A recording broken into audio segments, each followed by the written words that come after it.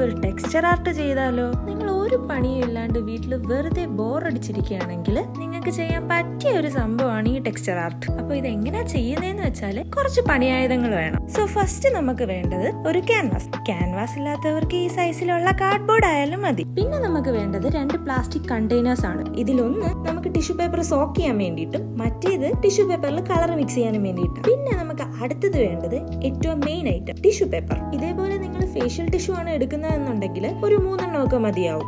അടുത്തത് നമുക്ക് വേണ്ടതാണ് അക്രിലിക് പെയിന്റ് മാത്രം കിട്ടിയിട്ട് കാര്യമില്ലല്ലോ, ഇത് പ്രവർത്തിപ്പിക്കാനുള്ള ഉപകരണം വേണ്ടേ. അപ്പൊ അടുത്തത് നമുക്ക് വേണ്ടത് പെയിന്റ് ബ്രഷ്. അപ്പൊ അതിന്റെ കൂടെ തന്നെ നമുക്കൊരു പാലറ്റും വേണം. ഇതെന്തിനാന്ന് വെച്ചാൽ നമുക്ക് 2 കളേഴ്സ് മിക്സ് ചെയ്യാൻ വേണ്ടിയിട്ടാണ്. പാലറ്റ് ഇല്ലെങ്കിൽ വിഷമിക്കേണ്ട, വീട്ടിലെ ഏതെങ്കിലും ഒരു ഗ്ലാസ് പ്ലേറ്റ് മതിയാവും. ഇത് കഴിഞ്ഞ് അടുത്ത് നമുക്ക് വേണ്ടത് ഏറ്റവും ഇമ്പോർട്ടന്റ് ആയിട്ടുള്ള ഒരു സാധനമാണ് ട്വീസേഴ്സ്. പിന്നെ കുറച്ച് വെള്ളം, നോർമൽ വാട്ടർ. പിന്നെ ഇതിന്റെ ഇടയ്ക്ക് ഞാനൊരു സാധനം മറന്നുപോയി, ഫെവിക്കോൾ ഇല്ലെങ്കിൽ പണിയൊന്നും നടക്കില്ല. അപ്പൊ ഇത്രയാണ് നമുക്ക് ബേസിക് ആയിട്ട് വേണ്ട സാധനങ്ങൾ. ഇനി നമുക്ക് ചെയ്തു തുടങ്ങാം. ഫസ്റ്റ് നമ്മൾ ചെയ്യേണ്ട പരിപാടിയാണ് കളർ മിക്സിംഗ്, അതായത് ക്യാൻവാസ് പെയിന്റ് ചെയ്യാൻ വേണ്ടിയിട്ട്. അപ്പൊ ഞാനൊരു ലൈറ്റ് ബ്ലൂ കളറാണ് ഉദ്ദേശിച്ചത്. അപ്പൊ എൻ്റെ ലൈറ്റ് ബ്ലൂ ഇല്ലാത്തതുകൊണ്ട് ഞാൻ ആദ്യമേ വൈറ്റ് എടുത്തു, എന്നിട്ട് അതിനകത്തേക്ക് എൻ്റെ ഡാർക്ക് ബ്ലൂ ഷെയ്ഡ് മിക്സ് ചെയ്തു. അങ്ങനെ മിക്സ് ചെയ്ത് എനിക്കിതാ ഈ കളർ കിട്ടി. ഇപ്പൊ കളർ ഡാർക്കായി പോവുകയാണ് എന്ന് നിങ്ങൾക്ക് തോന്നുകയാണ് എന്നുണ്ടെങ്കിൽ വൈറ്റ് മിക്സ് ചെയ്താൽ മതി. ഇപ്പം ഈ ഒരു കളറിനെയല്ല, ഏത് കളറ് നമുക്ക് ലൈറ്റ് ആക്കണം എന്നുണ്ടെങ്കിലും നമുക്ക് വൈറ്റ് മിക്സ് ചെയ്താൽ ഒരു ലൈറ്റ് ഷെയ്ഡ് ആയിരിക്കും കിട്ടുന്നത്. അപ്പൊ കിട്ടിയ ലൈറ്റ് ബ്ലൂ ഷെയ്ഡ് നേരെ ക്യാൻവാസിലേക്ക് എന്ത് ചെയ്യണം, പെയിന്റ് ചെയ്ത് കൊടുക്കണം. ഈ പരിപാടി കുറച്ച് മെസ്സിയാണ്, എന്നാലും ഫുൾ പെയിന്റ് ചെയ്യുക. എന്നിട്ട് അതിനെ സൈഡിൽ എവിടെയെങ്കിലും ഡ്രൈ ആവാൻ മാറ്റി വെച്ചിട്ട് നമ്മൾ നേരത്തെ പറഞ്ഞ കണ്ടെയ്നറില്ലേ അതെടുക്കണം. എന്നിട്ട് ആ കണ്ടെയ്നറിലേക്ക് വെള്ളം ഫില്ല് ചെയ്യണം.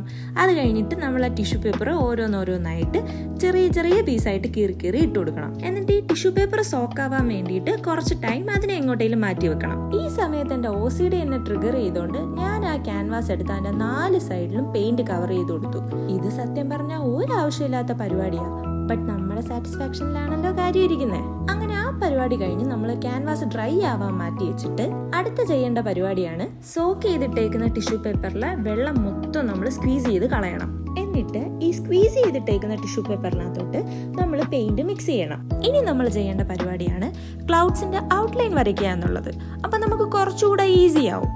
അടുത്ത ഞാൻ കാണിച്ചതാണ് ഏറ്റവും വലിയ മണ്ടത്തരം. നമ്മൾ നേരത്തെ പെയിന്റ് മിക്സ് ചെയ്ത് വെച്ച ടിഷ്യൂ പേപ്പർ ഇല്ലേ, അത് ഡയറക്റ്റ് എടുത്ത് സ്റ്റിക്ക് ചെയ്യാൻ നോക്കി. എന്നിട്ട് ഞാനിരുന്ന് ആലോചിക്കുക, ഇതെന്താ സ്റ്റിക്ക് ആവാത്തേന്ന്.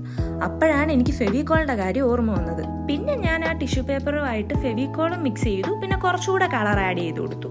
എന്നിട്ട് എല്ലാം കൂടെ മിക്സ് ചെയ്തിട്ട് പിന്നെ ആ ക്യാൻവാസിലൂടെ ഞാൻ കുറച്ച് ഫെവിക്കോൾ ആഡ് ചെയ്തു, ഒരു എക്സ്ട്രാ ഉറപ്പിന് വേണ്ടിയിട്ട്. എന്നിട്ട് നമ്മൾ ഈ സെറ്റ് ചെയ്ത് വെച്ചേക്കുന്ന ടിഷ്യൂ പേപ്പർ ഓരോന്നായിട്ട് എടുത്ത് ഈ ഫെവിക്കോളിന്റെ മുകളിൽ സ്റ്റിക്ക് ചെയ്ത് കൊടുക്കണം. ചുമ്മാ അങ്ങെടുത്ത് സ്റ്റിക്ക് ചെയ്താൽ പോരാ, നമ്മൾ ആ പെൻസിൽ വെച്ചിട്ട് ഔട്ട്ലൈൻ വരച്ചില്ലേ, ആ ഔട്ട്ലൈൻ വരച്ചതിന്റെ സെയിം ഷേപ്പിന് വേണം കൊണ്ടുപോയി സ്റ്റിക്ക് ചെയ്യാൻ. ഈ ഒരു സാഹചര്യത്തിലാണ് നിങ്ങൾക്ക് ട്വീസേഴ്സിന്റെ ഉപയോഗം വരുന്നത്.